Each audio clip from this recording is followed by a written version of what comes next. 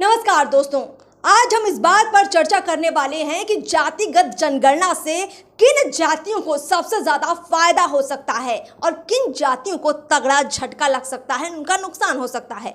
कांग्रेस की जातिगत जनगणना वाली राजनीति 2024 के चुनाव से पहले पूरे चरम पर है। बीजेपी खामोश है, पत्ते नहीं खोल रही है, मोदी शाह भी ज्यादा कुछ नहीं बोल रहे। अब आप बताइए कि इसमें क्या लग रहा है, देश की कौन सी जातियां हैं जो सबसे ज्यादा फायदा उठा लेंगी अगर देश में जातिगत जनगणना हो जाती है। देखिए, बिहार में 2 अक्टूबर को जातीय जनगणना का रिपोर्ट पेश हुआ।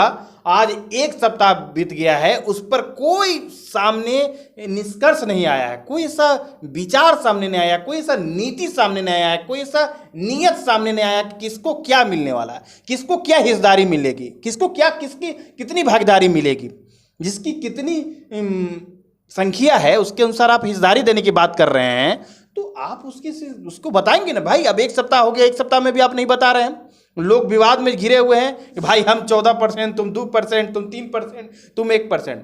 अब मैं बात कर रहा हूँ तो EWS का, मैं कांग्रेस पर भी आऊँगा, मैं बुनियादी बात कर रहा हूँ जो लोगों को चर्चा करना चाहिए। कई ऐसे पत्रकार मैं देख रहा हूँ ये बिहार के अंदर में डोल रहे हैं, लेके कैमरा ये माइक लेके डोल रहे हैं और बता रहे मंगल पांडे के घर के पास गए थे। ये वाक्य मैं बोल देता हूँ, थोड़ा सा 1 मिनट थोड़ा सा हट के पर मैं बोल देता हूँ। लोग को कितना दिग्भ्रमित कर रहे हैं, कितना विवाद फैलाने का काम कर रहे हैं। वो मंगल पांडे का आवास है ये चितकोरा पुल के पास, एयरपोर्ट के पास, और उसके ठीक नीचे चितकोरा पुल के नीचे साइड में दलित परिवार के लोग रहते हैं, नट जाति के लोग रहते हैं, और उनको कहा जा रहा है कि अब जातीय जनगणना आ गया, अब ये राजा हो जाएंगे। नहीं, राजा हो जाए उसमें कोई दो मत नहीं है, अच्छी बात है, ताली बजाता हूँ, पर क्या ये चीज़ हो सकता है? वो जादू की छर्री है क्या जातीय जनगणना? भाई, जातीय जनगणना का रिपोर्ट आ गया और ऐसे घुमाओ और सब जो गरीब है, जो रंक है, वो राजा हो जाएगा, जिसका प्रतिशत कम है, मतलब जो कायस्थ सबसे कम है वो गरीब हो जाएगा। कैसे कैसे लोग यहाँ आए हुए हैं और उनका व्यू भी बहुत जा रहा है। जिस तरह से विवादित चीज दिखा रहे हैं कि भाई आप कम है हम ज्यादा, आप कम है हम ज्यादा, आप कम है हम, विवाद भेदभाव देश के अंदर, बिहार के अंदर में जो फैलाया जा रहा है इन लोगों के साथ, और वो लोग सरकार पोषित लोग हैं। 1 मिनट में आप वो ये चीज नहीं अपने जुबान से निकालते हैं, जाहिल लोग। माफ कीजिए, जाहिल बोल रहा हूं मैं, किस लिए जाहिल बोल रहा हूं को हिंदू शब्द नहीं लाते अपने मुंह पर, इस जुबान पर हिंदू शब्द नहीं ला रहे हैं। दलित ला रहे हैं, SC ST ला रहे हैं, OBC ला रहे हैं, ये क्या कहते हैं, अल्पसंख्यक शब्द और हिंदू शब्द नहीं ला रहे हैं सामने, क्योंकि जान रहे जिस दिन लाएंगे तो 80% का बात सामने आ जाएगा, तो मेरा तो सब चैनल विनल सरकार का जो व्यवस्था है सब डोल जाएगी। देखिए, आप बताइए कि देश में 2 जाति, जो संविधान ने बांटा, देश ने 2 जाति, बहुसंख्यक और अल्पसंख्यक। संविधान की तो यही व्यवस्था है ना, इसके अनुसार आरक्षण मिल रही थे ना, बहुसंख्यक को इस तरह का आरक्षण, अल्पसंख्यक को इस तरह का आरक्षण, जो व्यवस्थाएं अभी है। तो अब जो आपने व्यवस्था नया लागू किया है कि जिसकी जितनी ये भागीदारी है, मतलब जितनी जिसकी संख्या है उसको उतनी हिस्सेदारी मिलेगी, तो बहुसंख्यक की तो 80% ही है यहाँ संख्या ज़्यादा, तो 80% लोग बहुसंख्यक हैं, तो क्या वो 20% लोग को वो व्यवस्था ही नहीं मिलेगी 80%? देखिए, एक नया विवाद शुरू हो गया। पहले जो है भेदभाव जाति आधारित होता था, लेकिन अब भेदभाव संख्या आधारित होगा। बिल्कुल, अभी तक कहते थे कि जो बैकवर्ड क्लास से आते हैं, अति पिछड़ा है या निम्न जातियों से आते थे, इस तरह का भेदभाव देखने को मिलता था। आप भी जाति पर बोल रहे हैं बैकवर्ड, हम जा ही नहीं रहे हो जाति पर जाए नीतीश कुमार, राहुल गांधी लोग। हम तो 80% पर अडिग है भाई, 80% तो हमको तुम दो भागीदारी, उसमें फिर हम बांट लेंगे, 80% में हम लोग बांटेंगे, हमको 80% दो। OBC का झुनझुना जो राहुल गांधी लेकर घूम रहे हैं, सब बांट लेंगे, अपने में मिलके हम बांट लेंगे। OBC SC ST, Rahul Gandhi को लगता है कि OBC सारा जो है, जो मोदी की तरफ है, वो सारा शिफ्ट हो जाएगा इंडिया लाइंस की तरफ। ये कभी हो ही नहीं सकता है। जातीय व्यवस्थाओं को जिस तरह से वो सोच रहे हैं, ऐसा कभी हो ही नहीं सकता। जातीय जनगणना 2011 में वो करवाए थे, जनगणना जो हुआ था भारत सरकार के द्वारा, वो करवाए, वो पेश नहीं किए। क्यों नहीं किए? उनके पास डर थी, उनके पास वो क्या बोल रही व्यवस्थाएं जो आई है, जातीय जनगणना के जो व्यवस्थाएं बनाए थे हमने, जो प्रारूप बनाया था, उसके अनुसार रिजल्ट सामने सही से नहीं आया। भाई, कैसे रिजल्ट सामने नहीं आएगा? रिजल्ट तो बिहार में भी सामने नहीं आया, हमारा जनगणना ही नहीं हुआ है। कई लोगों को, लाखों लोगों का जनगणना नहीं हुआ है। जातीय जनगणना नहीं हुआ है, हाउस का जनगणना हुआ है। आके यहाँ नाम भी अंकित नहीं हुआ, सिर्फ नंबर ही अंकित हुआ है। जातीय जनगणना यहाँ भी नहीं होता, यहाँ भी तो रिजल्ट फॉल्स है।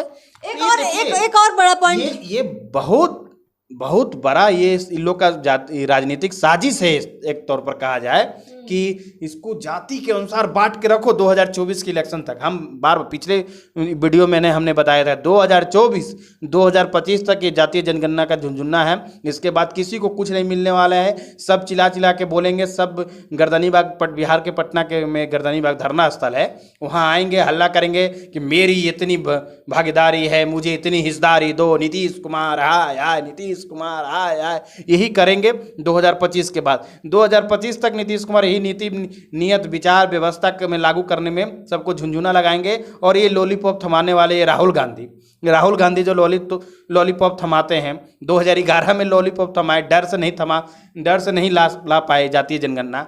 अब ये कर्नाटक में भी जातीय जनगणना करवाए, क्या डर, वहाँ भी व्यवस्था कहीं के ध्वस्त हो गई, रिजल्ट सही से नहीं आया।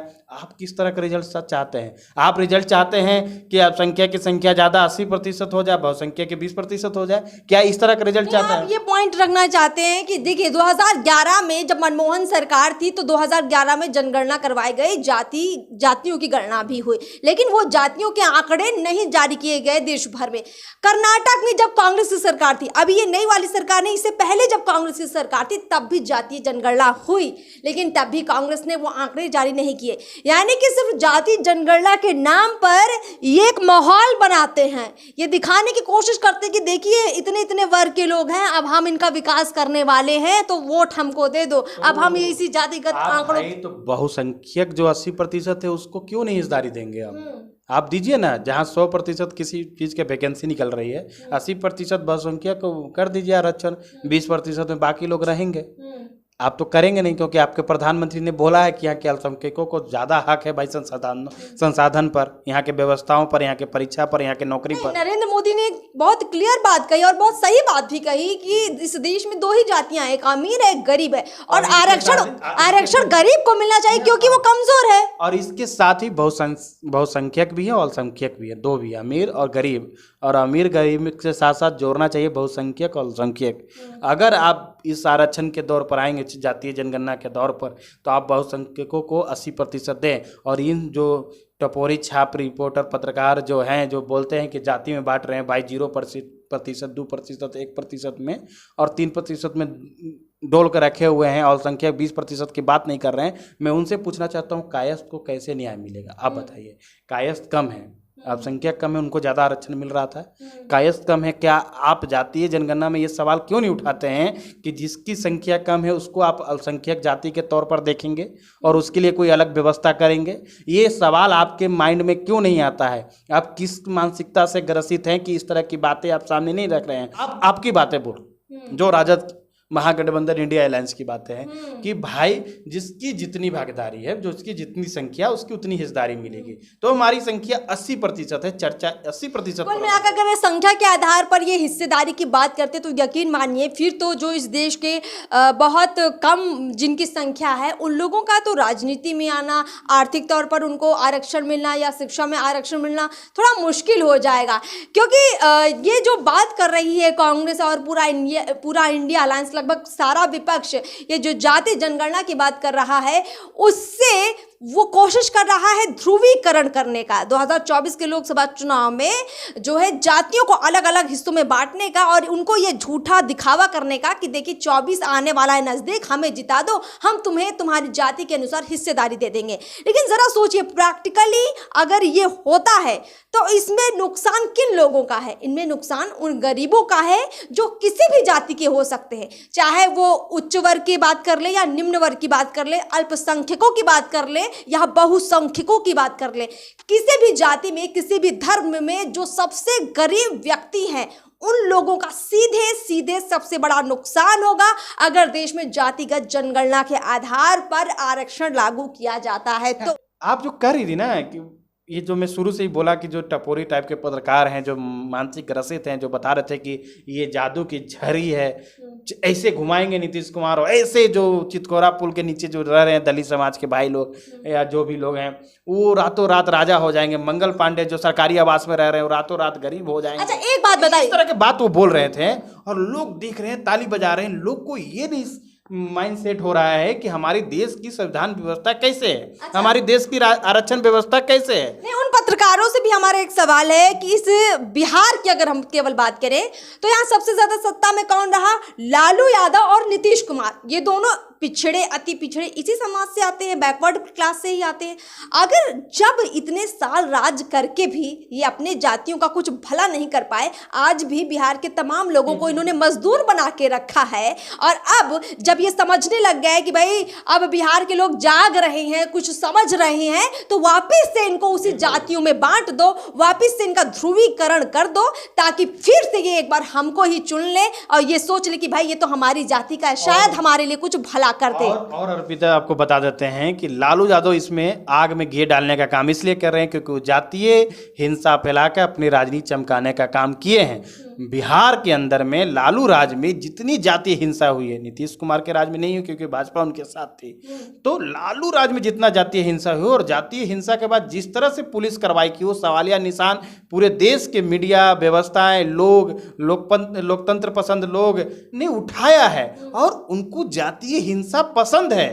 अगर जातीय हिंसा नहीं पसंद होता ना, तो जातीय जनगणना जैसी व्यवस्थाएं नहीं आती। अगर उस तरह की व्यवस्थाएं आएगी तो हम बार बार इस चीज को कर रहे हैं कि यहाँ व्यवस्थाएं बिगड़ जाएगी। लेकिन अंतिम बात इतना जरूर कहेंगे कि कोई भी सरकार हो, उसको आइडिया होता है, अनुमान होता है कि भाई हमारी जाति के कितने लोग हैं, कितनी संख्या में हैं। अब संख्या के आधार पर ये जो विकास का फॉर्मूला नीतीश कुमार बांट रहे हैं और ये जो वोट उनसे खरीदना चाहते हैं, इस आधार पर देखिए ये सब कुछ सिर्फ आपके आगे भ्रम फैलाने जैसा है, आपकी आंखों में पट्टी बांधने जैसा है। बात बोलूं, चर्चा आप खत्म कर रही थी, बस एक बात, एक उदाहरण देके मैं इसको समाप्त कर दूंगा, आप इसको एंडिंग कर दीजिएगा कि एक परिवार में 5 लोग हैं, 10 लोग हैं, उसका भरण पोषण उसके माता पिताजी कर रहे हैं, तो उसमें उसके माता पिताजी अगर बोलें कि जिसकी हाइट बड़ी है उसको ज़्यादा लाभ मिलेगा, या जो बड़ा है उसको ज़्यादा लाभ मिलेगा, जो छोटा है उसको कम लाभ मिलेगा, हम हैं उसको अच्छा रूम देंगे, उसको अच्छी पढ़ाई देंगे, अच्छी व्यवस्था देंगे, और उसको खराब व्यवस्था देंगे। अगर इस तरह की व्यवस्था एक घर में लागू होगी तो सोचिए कितना भेदभाव होगा। माता पिता के प्रति क्या विश्वास कम होगा कि नहीं होगा, उनके प्रति सम्मान कम होगा कि नहीं होगा। सेम सरकार के प्रति भी यही व्यवस्था ही होगी, संविधान के प्रति भी व्यवस्था यही हो जाएगा कि कम हो जाएगा। उनको लगेगा देश में हम नागरिक हैं और मुझे कम क्यों मिल रहा है, उसको ज़्यादा क्यों मिल रहा है। अगर वो दोनों बराबर हैं तो, अगर अमीर हैं तो, जाति के आधार पर बोल रहे हैं, अगर गरीब हैं तो ठीक है भाई, बराबर मिलना चाहिए सबको। अगर वो अमीर हैं और वो गरीब है, अमीर को ज्यादा मिल रहा है, गरीब को कम मिल रहा है। आरक्षण का कॉन्सेप्ट गलत उठा लेते हैं। देखिए आरक्षण किसको मिलता है?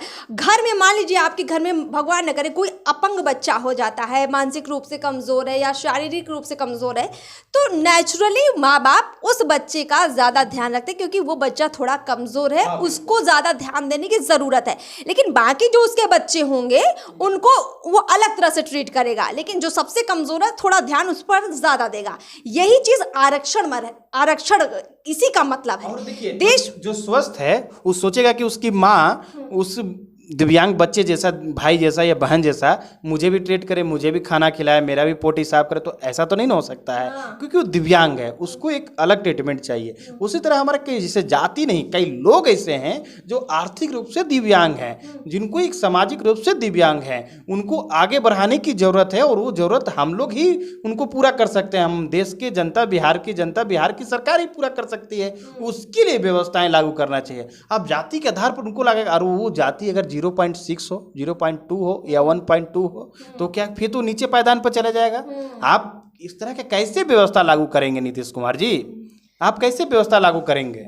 देखिए अभी अगर नीतीश कुमार के पास वाकई में इस आधार पर कि जातिगत सर्वे करवा लिया है और हम विकास कर देंगे। अगर इसको लेकर उनके पास सच में कोई फॉर्मूला होता तो वो अभी तक वो जनता के सामने जिस तरह उन्होंने ये आंकड़े जारी किए वो फॉर्मूला भी जारी कर देते। कह रहे हैं कि अभी इसको विधानमंडल में चर्चा के लिए रखेंगे। आप चर्चा के लिए नहीं रखेंगे, आप सिर्फ उसको और गर्म मुद्दा बनाने के लिए रखेंगे और इलेक्शन तक रखते रहेंगे कि भाई और इसमें बहस होती रहे और आप इसी तरह लोगों का जो है दिमाग जो है बंटवारे वाला करते जाएं और वोट बटोरने की राजनीति करें। नीतीश कुमार 2025 तक अपने आप को देख रहे हैं कि स्थापित होते हैं कि नहीं राष्ट्रीय नेता के तौर पर, 2024 में प्रधानमंत्री बनते हैं कि नहीं बनेंगे, तो मुख्यमंत्री अगला जीतते हैं कि नहीं, उसके लिए झुंझुना रख रहे हैं। ये नीतीश कुमार प्रायोजित चीज़ें हैं, सिर्फ उनको एक अपने आप को इस्टेब्लिश करने के लिए। ये किसी को कुछ नहीं मिलने वाला, मैं गारंटी के तौर पर करूँगा, मिलेगा ही नहीं, क्योंकि संविधान में ऐसी व्यवस्था नहीं है। और अगर ऐसी व्यवस्था बनेगी तो पूरे देश के लिए बनेगी और उसके लिए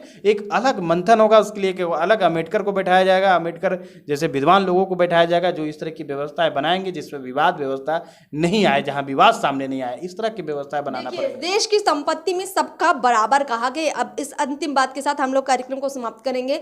देश की संपत्ति पर सबका बराबर का हक है, लेकिन जो लोग कमजोर हैं आर्थिक तौर पर, सामाजिक तौर पर, उन लोगों को उठाने की ज़रूरत है। तो जो देश की संपत्ति है उन लोगों पर थोड़ी ज़्यादा खर्च की जाए, इसमें कोई बुराई नहीं है। और जो लोग सक्षम हैं, समृद्ध हैं, उन लोगों को और इस बात में कदम बढ़ाना चाहिए, आगे आना चाहिए कि ठीक है आप ऐसे लोगों को आरक्षण दीजिए, ठीक है। लेकिन अब यहाँ जो राजनीति देश में हो रही है वो एकदम खतरनाक राजनीति है। इससे देश गर्त में ही जाएगा, बिल्कुल भला नहीं होगा इस देश का, ये हमें समझना ज़रूरी है।